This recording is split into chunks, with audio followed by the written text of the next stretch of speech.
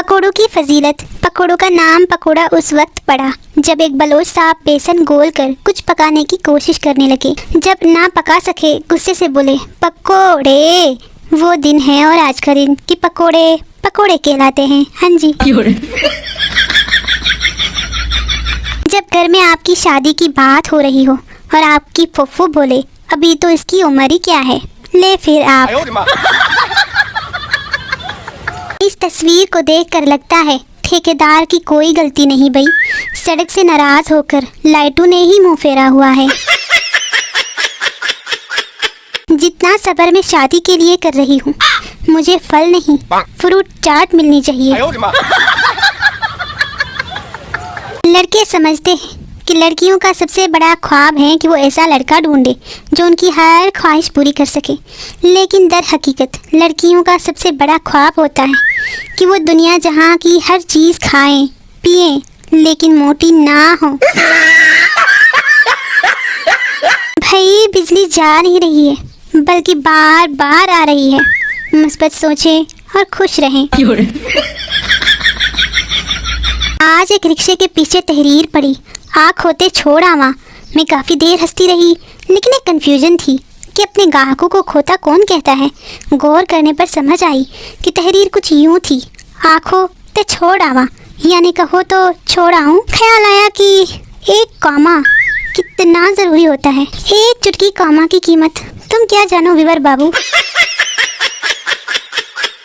दोस्तों को video call करने से डर नहीं लगता साहब, लेकिन बाद में जो स्क्रीन शॉट्स स्टोरी पर नजर आते हैं उनसे डर लगता है। आहो जी।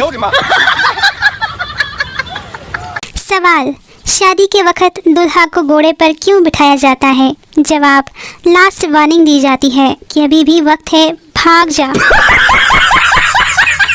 गांव से मेहमान आए, आइसक्रीम वाला डब्बा साथ लाए, अम्मी ने फ्रीजर में रख दिया। मैंने सुबह सुबह कमांडो एक्शन करके अटैक किया तो डब्बे में से साग निकला।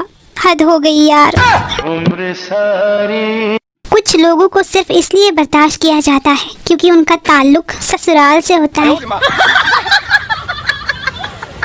आज एक लड़की मुझे गालियां दे रही थी। मैंने कहा मैडम तमीज के दायरे में रहकर बोले जो बोलना है। उसने अपने इर्द गिर्द दायरा बनाया और उसमें खड़ी होकर गालियां देने लगी। आहो जी। फुफ्फू कितना पढ़ी हो? मैं बीए। फुफ्फू 2 लफ्ज पढ़े वो भी उल्टे, ए भी होता है पगली, ए भी। और फिर हमारी जिंदगी में एक ऐसा शख्स जरूर होता है जिससे हम चाहकर भी तमीज से बात नहीं कर सकते। सदके साटे पंजाबी लोग। मैंने अस्पताल में एक बंदे से पूछा दांतों वाला डॉक्टर किधर बैठा है? भाई साहब ने बड़ा तसल्ली बख्श जवाब दिया कि सारे डॉक्टर दांतों वाले ही है। अगर बंदा बहन भाइयों में सबसे बड़ा हो तो उसको घर की फिक्र मार देती है, और अगर सबसे छोटा हो तो घर वालों को उसकी फिक्र मार देती है। 2016 में सुना था आने वाली नस्लों के लिए पानी बचाएं, तब से नहाना छोड़ दिया था। क्या मेरी इतनी खिदमत काफ़ी है अपनी कौम के लिए? मेरी पर्सनल लाइफ इतनी पर्सनल है कि मुझे खुद नहीं पता कि इसमें क्या चल रहा है। फैजलाबाद बमुकाबला उर्दू। लड़की, कल मैंने मीठे आम चुपे तो मेरे हाथ और कपड़े लपड़ गए। लड़का, बड़े हाजी साहब इसीलिए तो समझाते हैं चिट्टे कपड़े पहनकर हम मत छुपा करो। हाँ जी। आजकल ख्वातीन अपनी उम्र छुपाने से ज्यादा अपनी काम वाली से सरफ छुपाने की फिक्र ज्यादा करती है। जिंदगी से कोई चीज मांगो तो ऐसे मांगो जैसे तुम्हारे बाप की हो। और अगर ना मिल सके तो समझ लेना कौन सा तुम्हारे बाप की थी। दफा करो दफा। मैं अगर जहर भी खा रही होंगी ना तो मेरे बहन भाई यही कहेंगे हमें भी दो थोड़ा सा, हमें भी खाना है। एक लड़की के सामने किसी दूसरी लड़की की तारीफ करना पेट्रोल पंप पर सिगरेट पीने के मुतरादिफ है। कभी भी ये गलती मत करना। मैं अपना वक्त आएगा। वक्त में तो आया था पर तुम सोए मरे थे। मैं लाश समझकर वापस चला गया। हाँ जी। उम्र सारी। सुना है मेकअप को उर्दू में आलात बराए दुरुस्तगी व मरम्मत ख्वातीन कहते हैं।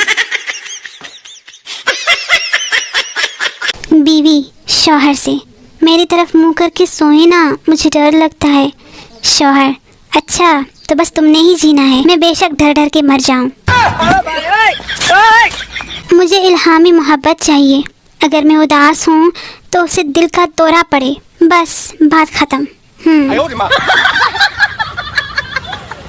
एक कान से सुनकर दूसरे से निकाल देना इस बेटर देन दोनों कानों से सुनकर दिल पर ले लेना। मुफ्त में मशवरा है, लेना चाहो तो ले लो।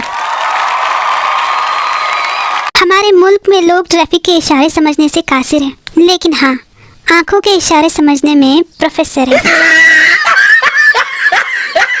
मसरूफियत। एक प्रोफेसर साहब अपनी बीवी से ज़बरदस्त लड़ाई के बाद स्टडी रूम में आकर मुताला में मशगूल हो गए। कुछ देर बाद उनकी बेगम आई और अपने शौहर से गुस्से में बोली, मुझे अभी और इसी वक्त तलाक दीजिए। प्रोफेसर साहब ने किताब से नजरें उठाए बगैर जवाब दिया, मेरे पास वक्त नहीं है, फिलहाल किसी और से ले लो। हाँ जी। लड़की अपने नाबीना आशिक से, काश तुम्हारी आंखें होती तो तुम मेरे हुस्न को देखती। लड़का, अगर तुम खूबसूरत होती तो आंखों वाले तुम्हें मेरे लिए छोड़ते। अंधा हूँ, पागल नहीं हूँ। आज रात 12 बजे मेरा नेट पैकेज खत्म होने वाला है। भाई इस बात को इतना फैलाओ कि कोई मुझे 300 का इजी लोड करवा दे। जिनको पंजाबी आती है सिर्फ उनको ही समझ लगनी है क्या लिखा है। होंठों पे हंसी दिल में गम है, भाई होंठों पे हंसी दिल में गम है। हाथ खड़ा करो मैं भी देखूं कौन कौन मुझसे तंग है। देखना अभी सब हाथ खड़ा कर देंगे। आज का सबक, जहां आपकी ज़रूरत ना हो वहीं बैठे रहें और जिन्हें मसला है उन्हें और तपाएं। दुनिया में सबसे ज्यादा वफादार बिजली है, जिसे भी पकड़ ले फिर छोड़ती ही नहीं। यकीन नहीं आता तो आजमा लो। भाई गेस करो ये कौन सी जगह होगी जहां ऐसा कुछ देखने को मिले। हर खानदान में ऐसा रिश्तेदार जरूर होता है जो शादी ब्याह के मौके पर ऐसी बूती बना के बैठा होता है, मैनू किसी ने बोतल नहीं दिती, मैनू ये नहीं दिती, मैंने वो नहीं दिती। डॉक्टर, आपकी बीवी के 3 दांत निकालने पड़ेंगे, फीस 2000 होगी। शौहर, आप दांतों के साथ साथ जुबान भी निकालिए, मैं 3000 दूंगा। मुझे इश्क ने निकम्मा नहीं किया गालिब, मैं तो बचपन से ही वेली निकम्मी हूँ। आहो जी। इंसान इतनी जल्दी बुखार होने पर दवाई नहीं ढूंढता यार, जितनी जल्दी मोबाइल फ़ोन की बैटरी ख़त्म होने पर चार्जर ढूंढता है। काबिल छतरोल है वो शख्स जो बिरयानी खाकर प्लेट में बकाया छोड़ दे। सारे अक्लमंद हाजिर हों, दुनिया में पहले समोसा आया था या पकोड़ा, कमेंट्स में जरूर बताना। जब कोई कहता है कि यार बात पैसों की नहीं है, तो कसम से बात पैसों की ही होती है, समझा करो। वो पूछना ये था कि बायो में सिंगल लिखने से रिश्ते आते हैं क्या? पुरानी कहावत है, नेकी कर दरिया में डाल, और नई कहावत कुछ इस तरह है, कुछ भी कर फेसबुक पे डाल। मैं जितना मर्जी अमीर हो जाऊं, लेकिन आखिर में शैम्पू में पानी मिलाना और छोटी साबुन को बड़ी साबुन पर चिपकाना कभी नहीं छोड़ूंगी। आहो जी।